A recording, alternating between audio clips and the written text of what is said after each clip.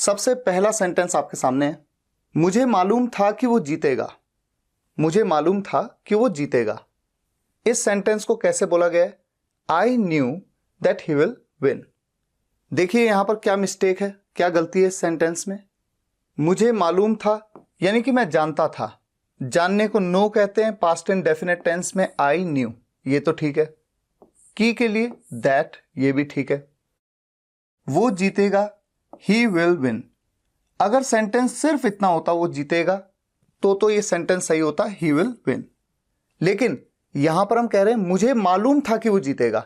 मुझे मालूम था, बीते कल में मुझे पता था कि भविष्य में क्या होगा। तो जब बीते कल में भविष्य की बात हो, ऐसे में विल नहीं, विल की जगह पे क्या यूज होता है? वुड। ये बात वुड के वीडियो में आपने देखी है, तो ये इस सेंटेंस में गलती थी। आइडियली सेंटेंस क्या होना चाहिए? I knew that he would win.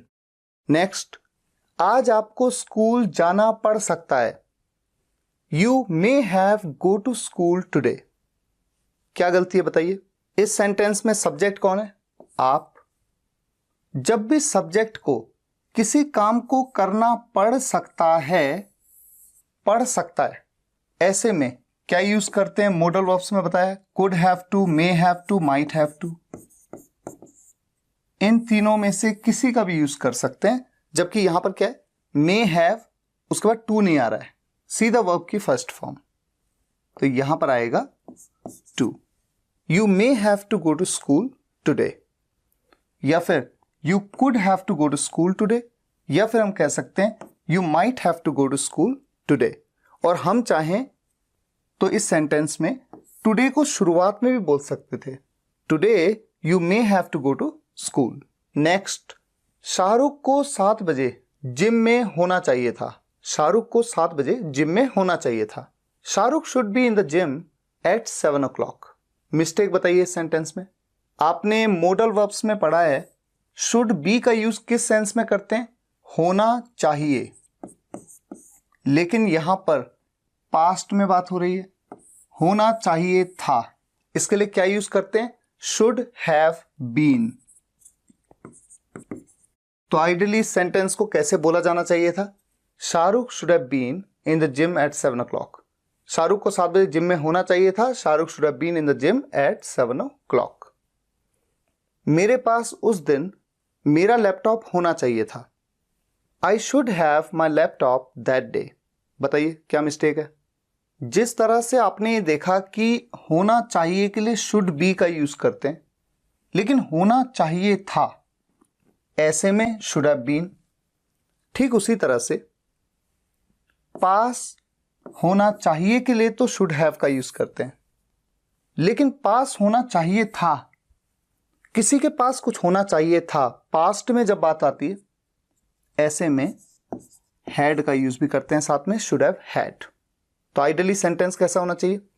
I should have had my laptop that day. अच्छा, एक चीज यहां पर और है, बड़ी इंटरेस्टिंग सी चीज है। यहां पर आ रहा है होना चाहिए था। हमने होना चाहिए था के लिए शुड हैव बीन भी पढ़ा है, ठीक है? तो इस सेंटेंस को ना एक दूसरे तरीके से भी बना सकते हैं। क्या? सब्जेक्ट इसको बना लेते हैं, माई लैपटॉप, मेरा लैपटॉप, शुड हैव बीन, होना चाहिए था मेरे पास। क्या कह सकते हैं इसको? विद मी, उस दिन, that day. My laptop should have been with me that day. मैं इसे भी लिख देता हूं। देखिए कितना इंटरेस्टिंग सेंटेंस बना। तो कुल मिला के दो तरीके से इस सेंटेंस को बोल सकते हैं, I should have had my laptop that day, या फिर my laptop should have been with me that day. अब देखिए आपके सामने दो सेंटेंस हैं, लगभग एक जैसे हैं। आज मेरी दुकान खुली है, और दूसरा सेंटेंस आज मेरी दुकान बंद है, ठीक है? My shop is open today, my shop is close today. बताइए इन दोनों सेंटेंसेस में क्या गलतियां हैं? जब मैंने आपको सिंपल सेंटेंसेस पढ़ाए थे, तो सिंपल सेंटेंसेस में मैंने आपको एक चीज बताई थी कि जब भी ऐसा सिंपल सेंटेंस होता है जिसमें कोई क्रिया हो, जैसे वो बैठा है, वो सोया हुआ है, वो उठा हुआ है, ये पेन मुड़ा हुआ है, दुकान खुली हुई है या खुली है, बात तो एक ही है। आज मेरी दुकान खुली है या आज मेरी दुकान खुली हुई है, आज मेरी दुकान बंद है या आज मेरी दुकान बंद हो रखी है। मतलब उस सब्जेक्ट की स्टेट, अवस्था के बारे में बात हो रही है, और वही होता है सिंपल सेंटेंसेस में। ऐसे केसेस में जनरली जो भी क्रिया होती है, सब्जेक्ट तो उस क्रिया को नहीं करता, क्योंकि यहां पर सब्जेक्ट है मेरी दुकान, ये कोई काम तो नहीं कर रहा, तभी तो सिंपल सेंटेंस है। ऐसे में जो भी क्रिया होती है उसकी वर्ब की आइडियली थर्ड फॉर्म का यूज होता है। तो यहां पर क्लोज की जगह पर क्लोज्ड होना चाहिए। लेकिन मैंने आपको जब सिंपल सेंटेंसेस बताए थे तो आपको अच्छे से याद होगा, जब मैंने आपको खुला हुआ, बंद या फिर मुड़ा हुआ ये सब बताया था, तो मैंने आपसे कहा था एक्सेप्शनल केस है, खुले हुए के लिए ओपन ही कहना है, ओपनड नहीं कहना है। ठीक है, तो ये सेंटेंस बिल्कुल सही है। आज मेरी दुकान खुली है, my shop is open today, जबकि आज मेरी दुकान बंद है, यहां पर होना चाहिए my shop is closed today. Next sentence, आज ओले पढ़ सकते थे पर नहीं पढ़े।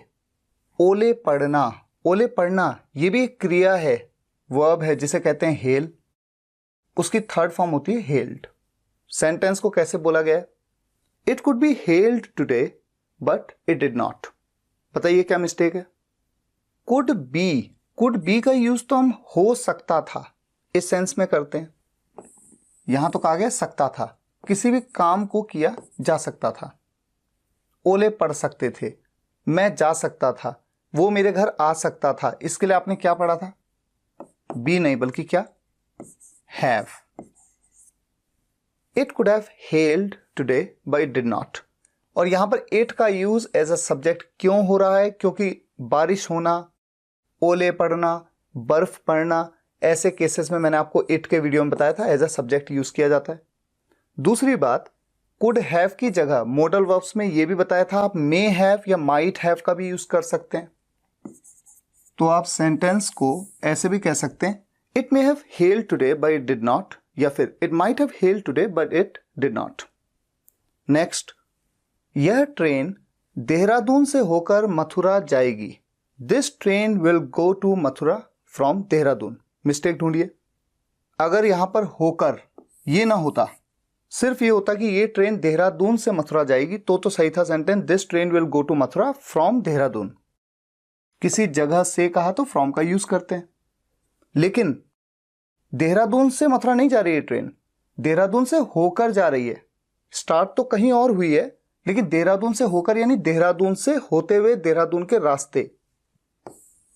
ऐसे में फ्रॉम की जगह क्या यूज करते हैं? प्रपोजिशंस में बताया, वाया या फिर थ्रू। तो या तो आप इस सेंटेंस को ऐसे कह सकते हैं, this train will go to Mathura via Dehradun, या फिर this train will go to Mathura through Dehradun. अगला सेंटेंस, 9:15 पर मैच शुरू होगा। The match will start at 9:15। बताइए क्या मिस्टेक है? 9:15, या तो सीधे सीधे कह सकते हैं 9:15, सिंपल। लेकिन इस तरह के फॉर्मेशन में जब बोलते हैं तो आपको ध्यान है, टाइम देखना, जब आपको बताया था तो क्या बताया था? पहले मिनट बताते हैं, 15, उसके बाद पास्ट, और उसके बाद 9। आइडियली सेंटेंस ऐसे बोला जाना चाहिए, the match will start at 9:15। और साथ ही साथ ये भी बताया था कि 15 मिनट्स के पीरियड को हम क्वार्टर कहते हैं। तो इस सेंटेंस को कैसे कह सकते हैं? The match will start at 9:15। Next, कौन कौन सी मूवीज तुम देखना चाहते हो? Which movies you want to watch. बताइए क्या मिस्टेक है? WH फैमिली की वीडियो में क्या बताया था? कौन कौन के लिए, विच नहीं, विच ऑल। एक चीज तो ये, विच ऑल मूवीज, कौन कौन सी मूवीज तुम देखना चाहते हो। चाहते हो, चाहना तो एक वर्ब है, क्रिया है, वांट। ताते ती के साथ है हूं, present indefinite tense. WH family member के तुरंत बाद डू या डज का यूज होता है, यू से पहले यूज होता है do. Which all movies do you want to watch. अब हो गया सेंटेंस बिल्कुल सही। मैं अक्सर उसके घर जाता हूं। मैं अक्सर उसके घर जाता हूं। I go often to his house. Mistake क्या है? अगर ये सेंटेंस सिर्फ इतना होता, मैं उसके घर जाता हूं, मैं जाता हूं, आई गो, उसके घर टू हिज हाउस, सिंपल, ठीक है। लेकिन अक्सर जाता हूं, जाता तो हूं, पर कब जाता हूं? अक्सर। तो ये क्या है? क्रिया के बारे में कुछ एडिशनल इंफॉर्मेशन देने वाला वर्ड, ये एक एडवर्ब है। और जनरली होता क्या है, जिन एडवर्ब्स के एंड में एल वाई लगता है, जैसे क्विकली, वो एडवर्ब्स हमेशा सेंटेंस के एंड में आते हैं। लेकिन ये जो एडवर्ब है ऑफन, जिसे ऑफन या ऑफ्टन दोनों तरीके से प्रोनाउंस किया जाता है, ये हमेशा सेंटेंस की जो मेन वर्ब है उससे तुरंत पहले आता है। सेंटेंस की मेन वर्ब है गो, जाना। I often go to his house. Next, वो इस जगह से 5 मिनट पहले निकला। He left from this place 5 minutes before. बताइए क्या मिस्टेक है? सबसे पहली मिस्टेक, लेफ्ट। लीव मतलब निकलना, उसकी थर्ड फॉर्म और सेकंड फॉर्म होती है लेफ्ट। ये पास्ट इंडेफिनिट टेंस में, इसलिए सेकंड फॉर्म का यूज हो रहा है। वो निकला, ही लेफ्ट। जिस भी जगह से निकला उससे पहले ये फ्रॉम नहीं आता। जैसे कि वो घर से निकला, ही लेफ्ट होम। वो स्कूल से निकला, ही लेफ्ट द स्कूल। वो तुम्हारे घर से निकला, ही लेफ्ट योर होम। लेकिन यहां पर कहीं पे भी फ्रॉम नहीं आता। तो से के लिए फ्रॉम का यूज करना बड़ा कॉमन सा लगता है। इस जगह से के लिए फ्रॉम दिस प्लेस, से के लिए फ्रॉम का यूज कभी नहीं होता लेफ्ट के बाद में। ठीक है, एक तो ये गलती है। ही लेफ्ट दिस प्लेस 5 मिनट पहले। 5 मिनट पहले कब से? इस वक्त से 5 मिनट पहले। इस सेंटेंस को जब मैं आपसे कह रहा हूं वो इस जगह से 5 मिनट पहले निकला, मतलब इस वक्त जो भी टाइम हो रहा है उससे 5 मिनट पहले। तो जब भी प्रेजेंट के टाइम से किसी समय पहले की बात होती है, मैंने आपको प्रेपोजिशंस में बताया था बिफोर का यूज नहीं करते। क्या यूज करते हैं? अगो, या फिर अर्लियर, या फिर बैक। तो सेंटेंस को या तो कह सकते हैं he left this place 5 minutes ago, he left this place 5 minutes earlier, या फिर he left this place 5 minutes back. Next sentence, ये कोई स्कूल नहीं बल्कि एक यूनिवर्सिटी है। This is not an school but an university. इस सेंटेंस में 2 मिस्टेक्स हैं। बताइए क्या है मिस्टेक्स? पहली मिस्टेक, स्कूल से पहले एन नहीं बल्कि क्या यूज होगा? A. This is not a school, but an नहीं बल्कि क्या यूज होगा? A university. आप में से किसी को ये कंफ्यूजन नहीं होना चाहिए कि यहां पर यू आ रहा है वॉवल, उससे पहले तो एन आएगा। ऐसा नहीं है, क्योंकि ये बात मैंने आपको कई बार बताई है। शुरुआत कैसे हो रही है? यूनिवर्सिटी। तो य के साउंड से शुरुआत हो रही है। कॉन्सोनेंट साउंड से जब भी नेक्स्ट वर्ड की शुरुआत होगी उससे पहले ए का यूज किया जाएगा, जिसे सेंटेंस में हम कहते हैं a. This is not a school but a university. Next, एक दिन मेरे पास भी एक घर होगा। One day I will have a house also. क्या मिस्टेक है? एक दिन के लिए तो वन डे कह दिया, सिंपल। और एक दिन मतलब भविष्य का कोई एक दिन होगा जब मेरे पास घर होगा, तो भविष्य की बात हो रही है। ठीक है, मेरे पास होगा के लिए आई विल हैव, ये ठीक हो गया। एक घर, अ हाउस, ठीक है। भी के लिए यूज किया है ऑल्सो। क्या आपको ये याद है कंजंक्शंस में बताया है, कभी भी ऑल्सो का यूज सेंटेंस के एंड में नहीं होता है। विल ऑल्सो हैव यहां पर होगा। One day I will also have a house. और अगर आप ऑल्सो का यूज नहीं करना चाहते तो आपके पास 2 विकल्प हैं। ऑल्सो की जगह पे आप एज वेल कह सकते हैं।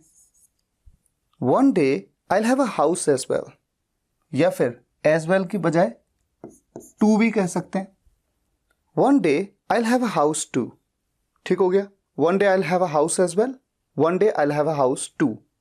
या फिर भी के लिए एक और हम यूज करते हैं इवन, लेकिन इवन का यूज हमेशा उस क्लॉज की शुरुआत में होता है। ये जो क्लॉज है, मेरे पास भी एक घर होगा, even I will have a house.